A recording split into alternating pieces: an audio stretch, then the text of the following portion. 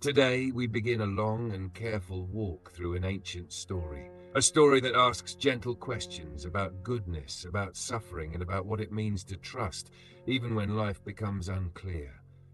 This is the story of Job. The book of Job does not begin with pain, it begins with peace. Long ago, in a land called Uz, there lived a man named Job. The place itself is distant to us now, but the life Job lived feels familiar. Job was known as a good man, not famous for power, not praised for clever words, but respected for how he lived. He was honest. He treated people fairly. He tried to do what was right, even when no one was watching. The text tells us something important early on. Job feared God and turned away from evil. This does not mean fear like terror. It means deep respect, a steady awareness that life has meaning beyond personal comfort. Job was not perfect, but he was sincere, and his life reflected that sincerity. Job had a full household, a large family, sons and daughters who gathered often. They shared meals, they shared laughter, they lived connected lives. Job also had great wealth for his time, many animals, many servants, enough resources to live securely. But notice something subtle. The story does not praise Job for being rich. It presents his wealth as part of his life, not the center of it. After his children gathered together, Job would quietly offer prayers on their behalf, not because something bad had happened, but because he cared. He thought carefully about their inner lives, their choices, their hearts. This was Job's rhythm: care, responsibility, attention, a quiet, steady goodness. From the outside, Job's life looks balanced. Work and rest, family and faith, provision and gratitude. Nothing extreme, nothing dramatic. And that matters. Because this story is not about a reckless man meeting consequences. It is not about obvious mistakes. It begins with a person doing his best to live well. The storyteller wants us to understand this clearly right from the start. Job's suffering will not come from careless living. It will not come from cruelty or neglect. It will arrive in a life that appears ordered and meaningful. At this point in the story, there is no conflict, no loss, no crisis, just a quiet picture of stability. A man, a family, a pattern of faith. And this calm beginning is intentional, because when disruption comes later, we will remember how things were. Before we move any further, sit with this image. A good life, lived with care, grounded in respect for God, surrounded by ordinary joys, nothing exaggerated, nothing forced, just a life that makes sense. This is where the story of Job begins, not in pain, but in peace. Now the story slowly shifts, from the quiet of Uz to a scene far beyond our world, in a place often called the heavenly court. God's presence is described as calm, majestic, and knowing. It is a place where the motions of the world can be seen clearly, where the choices and actions of people are known fully. On one particular day, the angels, or sons of God, as the text calls them, came to stand before God. Among them was one figure known as Satan, not the theatrical, shadowy figure often imagined, but a challenger, a questioner, a being whose role is to test, to probe, to raise questions about sincerity and devotion. And in this meeting, God speaks about Job. He describes him as a man of integrity, faithful and upright, a man who fears God and shuns evil. Then the challenger speaks, saying something important. Does Job serve you only because he is blessed, because life is comfortable? This is the first subtle tension in the story. The question is not loud, dramatic, or violent. It is quiet, almost clinical. And yet, it is enough to set the story in motion. God's response is measured. The challenger is allowed to test Job. But there are limits. No life can be taken. The boundaries are clear. Here we see one of the most important truths in Job's story. Suffering, when it comes, is not random chaos. It is not punishment without cause. It is an opportunity for understanding, for depth, for revelation. And so the stage is set. Job's life, which appeared peaceful and ordered, will now face trials. Not because he has failed, not because he is evil, but because the world contains questions that cannot be answered by comfort alone. And this is why the story has lasted for thousands of years. It is not about spectacle, it is about reflection, about what it means to live faithfully when the easy path is removed. Before we move forward, consider this quietly. Job is not being punished for wrongdoing, he is being presented with a challenge, one that will explore the nature of faith, the reality of suffering, and the depths of human integrity. And with that understanding, we can now prepare to follow the first of the trials. The calm of Job's life begins to change, slowly, quietly, but completely. One day, messengers arrive, each bringing news.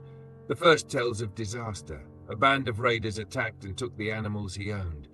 The servants who cared for them were killed. Job listens. He does not curse, he does not rail against life. He pauses, he processes, and then he responds. Naked I came from my mother's womb, and naked I shall return. The Lord gave, and the Lord has taken away. Blessed be the name of the Lord. A second messenger comes, more animals lost, more servants gone. Again Job listens, again he responds with calm. A third messenger arrives. This time a tragic wind destroys his home. His children, gathered together for a meal, are all gone. We notice something subtle here. The story does not linger on horror. It does not dramatize the tragedy. Instead, it presents the facts, and it presents Job's reaction.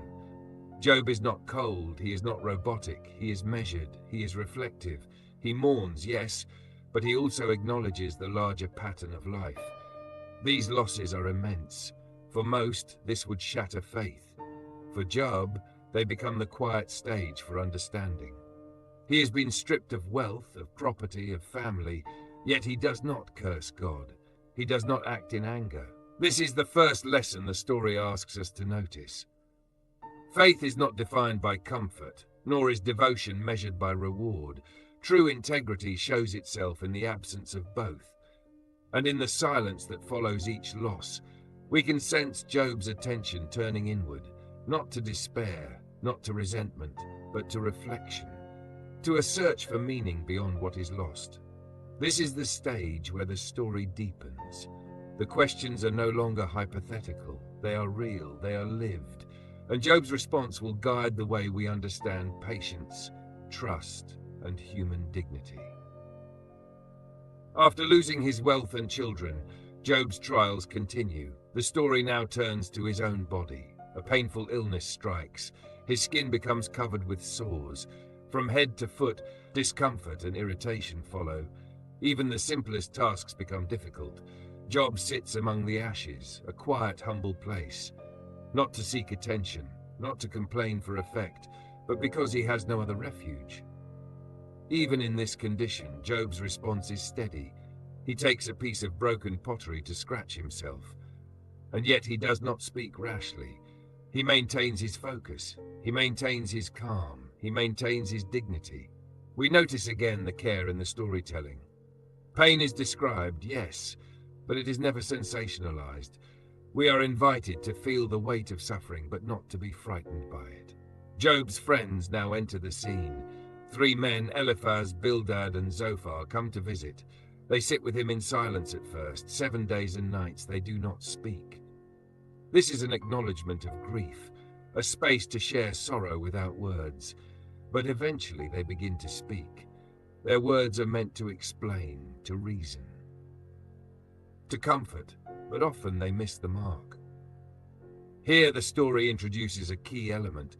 Human attempts to explain suffering are limited. Comfort can be offered, but understanding comes slowly. Job for now listens. He reflects, he responds carefully. His voice is measured, seeking clarity rather than conflict. And in this phase we begin to sense the larger purpose of the story. Suffering is not random, but it is complex. It cannot always be solved by simple explanations. Job's endurance, his patience, and his continued attention to meaning set the foundation for the deeper lessons to come. Now Job speaks, not in anger, not in accusation, but in honest reflection. He begins to express the confusion he feels, the questions that arise in his heart. Why did I come into the world? Why am I here if life brings such pain? These are not dramatic cries, but quiet, searching thoughts.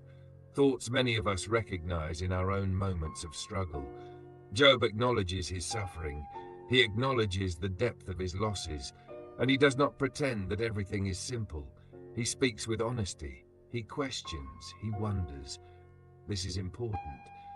The story does not punish Job for asking questions. It does not suggest that faith requires blind acceptance. Instead, it shows that reflection, even doubt, can exist alongside reverence. Job's words reveal a mind at work. He analyzes his situation. He remembers his past. He notices the injustice, and he seeks understanding. In this phase, the friends continue to speak. Their words, though intended as comfort, often feel rigid and repetitive. They suggest explanations for suffering that are simplistic. You must have done something wrong.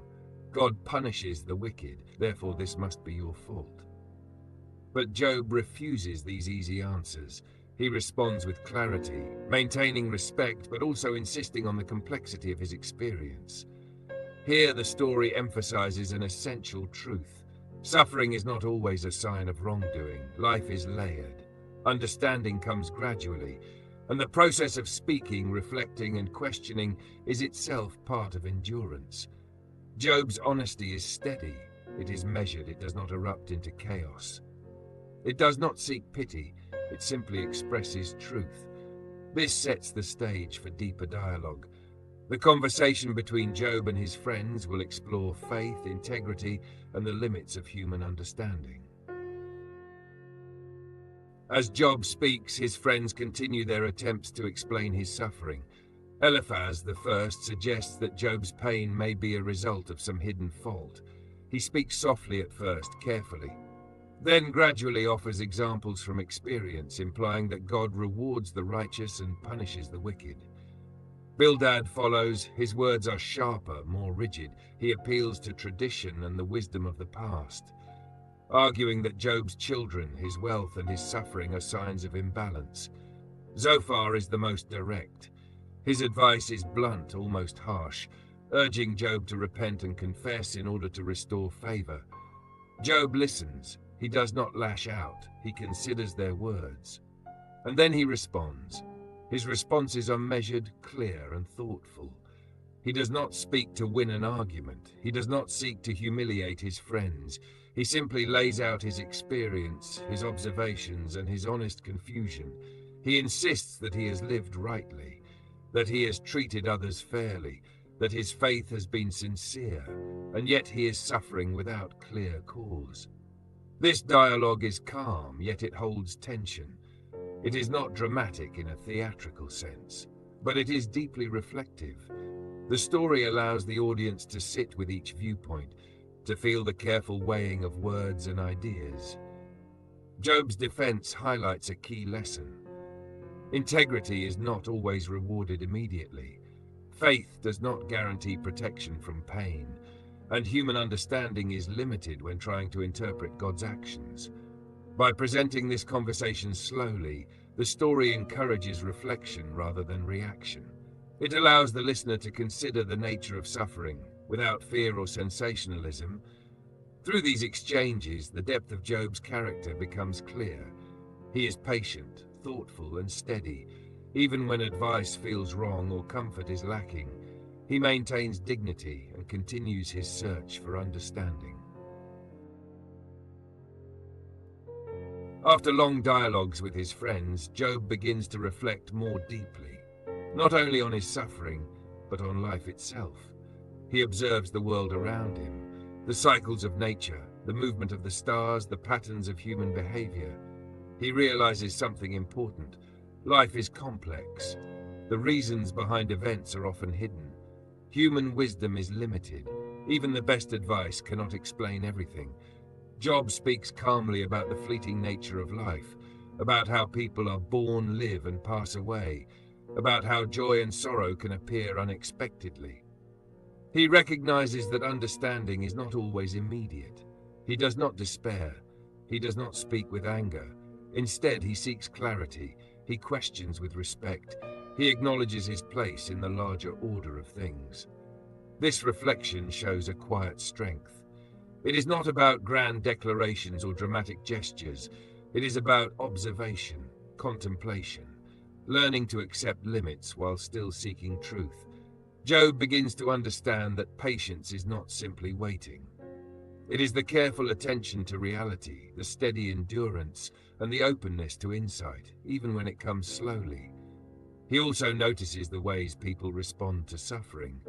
Some offer comfort that helps, some give advice that misunderstands, and some remain silent, which can speak volumes. This stage of the story emphasizes thoughtfulness. It encourages the listener to reflect alongside Job, to consider how life, loss, and learning are intertwined. Job's reflections are calm and measured. They show that even in the face of pain, the mind can remain attentive, thoughtful, and steady. This is a subtle, important moment in the story. It is not resolution yet, it is preparation, a quiet gathering of understanding before deeper insight arrives. After Job's long reflection and dialogue, the story shifts again. This time, the voice of God enters. But it does not come as a lecture. It does not come as a punishment. It comes as questions, as observations, as gentle guidance that ask Job to look closely at the world. God speaks from the whirlwind, a sudden, quiet wind that draws attention, not to frighten, but to focus the mind. The questions begin simply. Where were you when the foundations of the earth were laid? Who marked off its dimensions? The questions continue, about the seas, the rain, the clouds, the stars, about the animals, the birds, the creatures in the deep. Each question is an invitation to observe, to reflect, to recognize the vastness of creation. Through these questions, Job realizes something profound. The world is far larger than his own life, yet every part is connected, every detail matters. Every force and creature plays a role. God does not give direct answers to all of Job's questions. There is no simple explanation for suffering, but there is perspective, a way of seeing that stretches beyond human understanding. Job listens, not with fear, not with argument, but with attention and humility. This moment is not about fear or shame, it is about awareness.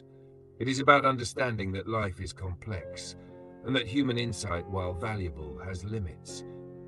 Through this dialogue, the story emphasizes reflection over reaction, contemplation over complaint, and learning over judgment. Job's place in the world remains, but now he sees it with clarity and acceptance. He begins to understand that life's challenges, though painful, are part of a larger order, one that is steady, deliberate, and purposeful. This is the turning point. Not a resolution of suffering, but a shift in understanding, a quiet recognition that life, faith, and endurance are interconnected with all of creation. After hearing God's words, Job responds, not with argument, not with pride, but with humility and reflection. He acknowledges that his understanding is limited, that life and creation are far broader than he had imagined, that human perspective, though valuable, cannot grasp every detail. Job admits that he spoke of things he did not fully understand. He recognizes the difference between knowledge and wisdom, between seeing part of the picture and understanding the whole. This is a quiet, steady lesson.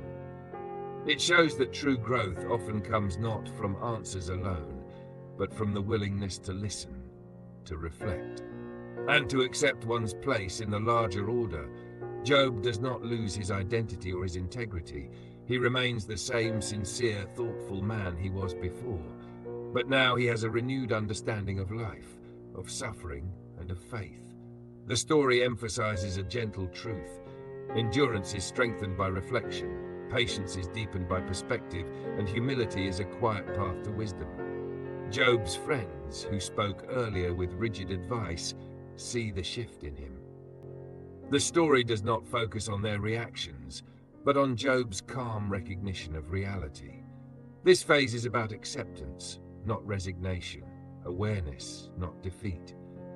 It is a steady, meditative acknowledgement that life, though sometimes difficult, contains patterns, purpose, and connection. Job's example encourages the listener to reflect as well, to see life broadly, to consider challenges carefully, and to recognize that understanding often grows slowly, quietly, just as Job's did. After this long journey of reflection, dialogue, and understanding, the story reaches its quiet resolution. Job's fortunes are restored, his family grows again, children are born, wealth returns, not as a simple reward, but as part of the continuation of life. Job's experience is not erased. The losses, the trials, and the reflections remain. They are woven into his life as lessons and insight.